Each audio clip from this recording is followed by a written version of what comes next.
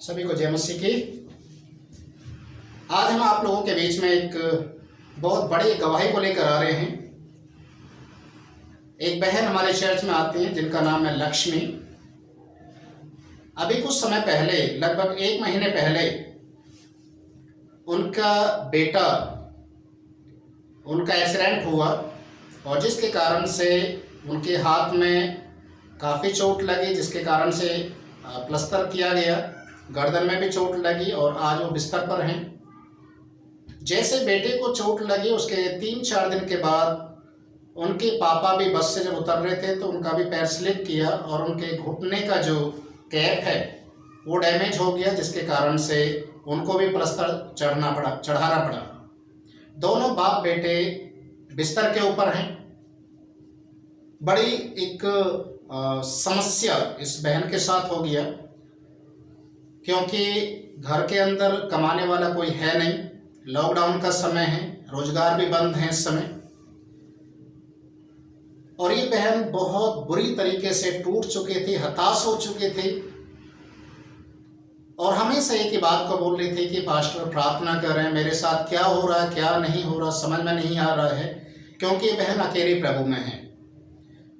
और हमेशा एक बात को याद रखिए, जब हमारे घर परिवार से 1 या 2 लोग विश्वास में हों और बाकी परिवार गैर विश्वासी होता है तो बहुत सारी बातों का सामना करने के लिए उसे खड़ा होना पड़ता है।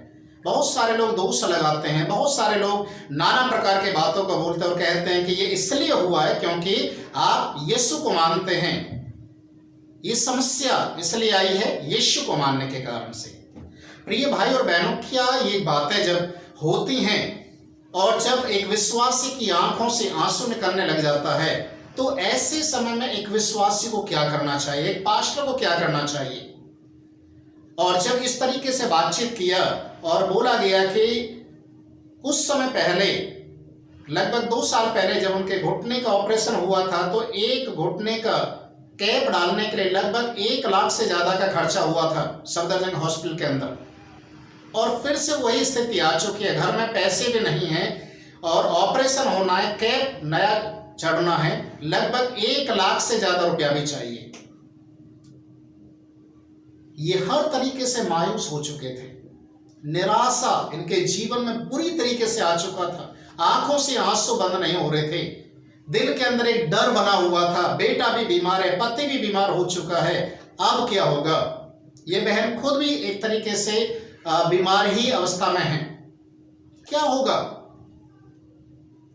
पर जब उन्होंने हमसे बातचीत किया और हमें मालूम चला, हमने प्रार्थना किया और उस समय प्रभु की आत्मा ने एक वचन को दिया और मैंने उस बहन को बातचीत किया और बोला, सिस्टर लक्ष्मी आप चिंता मत कीजिए। रोमियो की किताब 8 अध्याय उसके 28 पद में ये लिखा हुआ है, जो प्रभु यीशु से प्रेम रखते हैं उनके लिए सारी बातें मिलाकर भलाई को उत्पन्न करती हैं, अर्थात उन्हीं के लिए जो उसकी इच्छा के अनुसार बुलाए गए हैं। बहन आप चिंता मत कीजिए, परमेश्वर आपको इस समस्या से बहुत जल्दी बाहर निकालेगा, आपकी परिस्थिति को बदलेगा, आपके घर को बदलेगा, आपके जो भी आपके पति का, आपके बेटे के साथ एक्सीडेंट हुआ है जिसके कारण बिस्तर पर है, परमेश्वर उनको उठाकर खड़ा करेगा।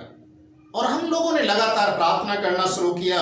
प्रिय भाई और बहनों, हमेशा इस बात को याद रखिए, जब विश्वासी लोगों के साथ इस तरीके से समस्या होती हैं तो उन्हें अन्य जाति लोगों की बातों को सुनने की जरूरत नहीं है। अन्य जाति लोग हमेशा दोष लगाने का काम करते हैं, हमेशा हमारी टांग को खींचने का काम करते हैं, पर विश्वासी लोग हमेशा वचन के द्वारा उत्साहित होते, वचन के द्वारा ताकत पाते, और वचन ही है जो हमें इस तरीके की परिस्थितियों से निकालता है। और लगातार प्रार्थना करने के कारण से अभी कुछ समय पहले मालूम चला कि उनके ऑपरेशन के लिए पैसे की भी जरूरत है और उनको 2 यूनिट ब्लड भी चाहिए, उसके लिए भी इंतजाम नहीं हो रहा है। हमने प्रार्थना करना शुरू किया, परमेश्वर तू सब कुछ कर सकता है, परमेश्वर तू सब कुछ करेगा। जितने लोग तुझ पर भरोसा रखते हैं, तेरे नाम को लेते हैं, तेरी ओर से चुने गए हैं, प्रभु तू उनके लिए भला है, तू उनके लिए भलाई को उत्पन्न कर। कल जब बहन का फोन मेरे पास आया, लक्ष्मी बहन का फोन मेरे पास आया और उन्होंने एक बात को बताया कि मेरे पति का ऑपरेशन सक्सेस हो गया है और बिना पैसे के हो गया है और ब्लड का भी इंतजाम परमेश्वर ने कर दिया। हालेलुया। ये सारी महिमा प्रभु को मिले, क्योंकि प्रभु प्रार्थना को सुनने वाला परमेश्वर और अद्भुत तरीके से काम करने वाला परमेश्वर है। वचन कहता है जो प्रभु से प्रेम रखते हैं उनके लिए सारी बातें मिलाकर भलाई को उत्पन्न करती हैं।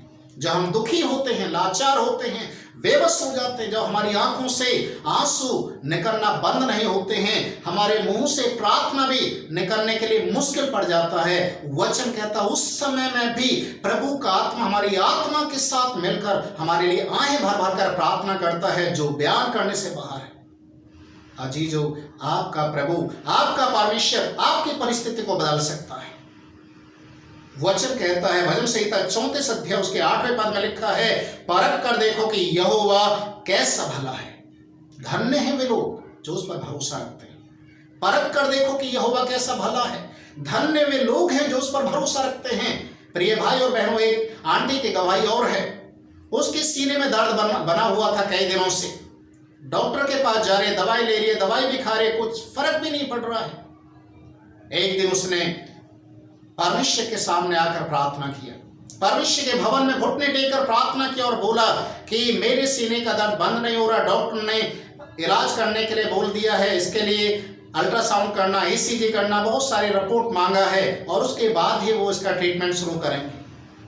हरीश आंटी ने प्रार्थना किया प्रभु के सामने, प्रभु ये पैसा जो दवाइयों में जाएगा, ये पैसा जो चेकअप के लिए जाना है, परमेश्वर क्यों ना ये पैसा तेरे भवन में लगाया जाए, क्यों ना परमेश्वर इस पैसे से तेरी सेवकाई हो। तू तो परिस्थिति को जानता, तू तो बदल सकता है। वचन कहता है परख कर दो कि देखो कि यहोवा कैसा भला। परमेश्वर मेरी ये परीक्षा की घड़ी है, प्रभु मैं आपको परख रही हूं, ये पैसा जो डॉक्टर के पास जाना, अगर ये पैसा तेरे भवन में जाएगा तो तू मुझे चंगा करेगा। प्रिय भाई और बहनों, मैं आज आपको बड़े उत्साहित करने के लिए इस बात को बताना चाहता हूं। उस आंटी ने जिस समय उस पैसे को लिफाफे में डालकर चर्च में डाला और बोला कि ये पैसा परमेश्वर की सेवा के लिए जाएगा, डॉक्टरों के पास नहीं जाएगा, क्योंकि परमेश्वर तू मेरे इस दर्द को तू ही दूर करेगा। एक सप्ताह के बाद, याद रखिए, एक सप्ताह के बाद उसी आंटी ने गवाही दिया कि मेरा दर्द प्रभु ने ठीक कर दिया है। हालेलुया। परख कर देखो कि यहोवा कैसा भला। धन्य वो व्यक्ति है जो उस पर भरोसा रखता है।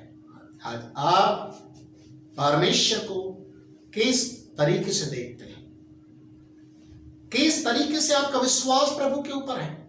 अजीजों, आज मैं आपको बताना चाहता हूं, जितना बड़ा हमारा विश्वास होगा उतना ही हम बड़े परमेश्वर के कामों को अपने जीवन में होते हुए देखने पाएंगे। आज की परिस्थिति कैसी भी हो, लॉकडाउन का समय है, नौकरियां नहीं है लोगों के पास, रोजगार खत्म हो चुके हैं, और यदि आप प्रभु के लोग हैं, यदि आप परमेश्वर पर विश्वास रखते हैं, परमेश्वर पर भरोसा रखते हैं, तो एक वचन मैं आज आपके बीच में रखना चाहता हूं। पहला पतरस की किताब 5 अध्याय उसके 6 पद को आप पढ़िए। पहला पतरस 5 अध्याय उसके 6 पद को आप पढ़िए। वहां पर लिखा हुआ है, इसलिए परमेश्वर के बलवंत हाथ के नीचे बड़ी दीनता से अपने आप को रखिए, जिससे कि वो उचित समय पर तुम्हें बढ़ाएगा। परमेश्वर के बलवंत हाथ के नीचे अपने आप को रखिए, परमेश्वर के पंखों के नीचे अपने आप को सुरक्षित रखिए, परमेश्वर के नीचे, परमेश्वर के पंखों के नीचे, परमेश्वर के सुरक्षित हाथों के नीचे अपने आप को रखिए। आंधी, तूफान, बारिश, कोरोना वायरस, कोई भी ऐसी बीमारी, कोई भी ऐसी चीज आपको परेशान नहीं कर पाएगी।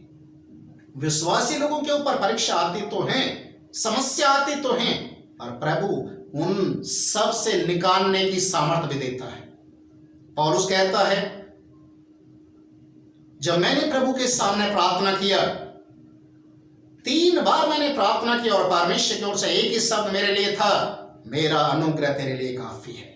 मेरा अनुग्रह तेरे लिए काफी है। प्रिय भाई और बहनों, परमेश्वर का अनुग्रह, परमेश्वर की दया इतनी बड़ी है कि वो उचित समय पर आपको उठाएगा, आपको बढ़ाएगा। बलवंत हाथ के नीचे अपने आप को समर्पित कर दीजिए। आपका विश्वास आपके लिए आशीष का कारण बनेगा। हालेलुया।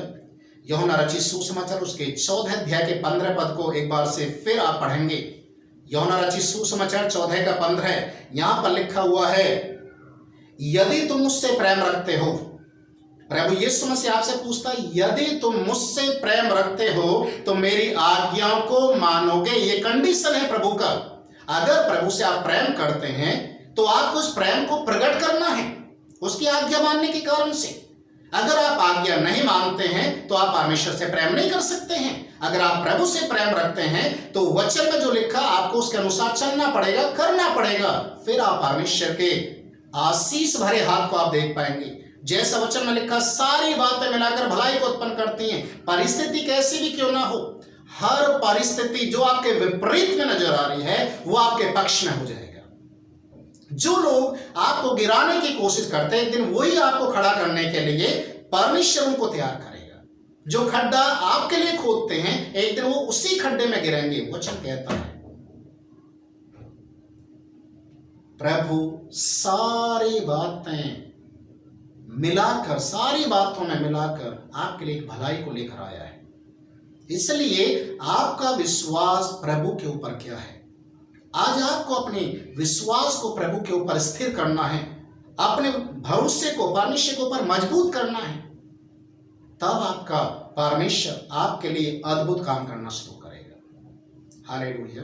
मैं चाहता हूं आप परमेश्वर के वचन के ऊपर भरोसा रखें, परमेश्वर के वचन के अनुसार जीवन को जिए, हर परिस्थिति में प्रभु के साथ खड़े हो जाए। प्रभु आपको कभी नहीं छोड़ेगा, प्रभु आपको कभी त्यागेगा नहीं, क्योंकि उसका वचन कहता है ना वो कभी छोड़ेगा ना कभी त्यागेगा। हालेलुया। परमेश्वर इस वचन के द्वारा आपको आशीष दे। आइए मैं आपके लिए प्रार्थना करता हूं। प्रभु, मैं प्रार्थना करता हूं तेरे वचन के अनुसार जो परिस्थिति आपने सिस्टर लक्ष्मी के घर, उनके परिवार की बदल दिया, आज परमेश्वर ऐसी परिस्थिति कितने भाई बहनों की, कितने परिवारों की होगी, पर जो तुझ पर भरोसा रखते हैं प्रभु, उनके लिए तू खरा है, जीवित है और भलाई को उत्पन्न करने वाला परमेश्वर है। प्रभु, मेरी प्रार्थना, परिस्थितियों को बदलने वाले परमेश्वर, लाल समुद्र के बीच में से रास्ता खोलने वाले परमेश्वर, आप यीशु के नाम से ब्लेस करें, यीशु के नाम में ब्लेस करें। महिमा तुझे मिले। वचन को सुनने वाले हर एक जन को यीशु के नाम से आप आशीष दें। महिमा तुझे मिले। यीशु के नाम में दुआ को मांगते हैं, आमीन।